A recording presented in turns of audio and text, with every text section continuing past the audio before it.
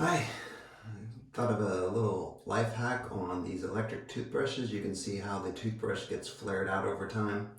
They recommend throw these away after they start to flare out every couple months. But if you want to be saving a little bit of money, you can return it to its almost perfect original shape by using the ring that comes on the toothbrush when you buy it. This ring fits right here, to tell the different colors for the ring, for the toothbrushes for different people. Well, you just take this ring off and you slip it on top of the toothbrush like so. And you can see here that some of the bristles are not inside the ring. Well, that's no good. So if you just use a standard pair of tweezers, you can slip these back inside the ring.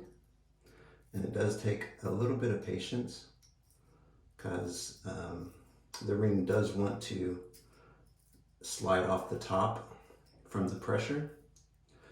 But if you continue working your way around and being very careful to hold the ring on the toothbrush while you make your way around, you can see I've got all but just a couple left outside, and I can go ahead and continue making those inside. But the last step to do is just to slide that ring to the very top, and you can see it holds in place by itself.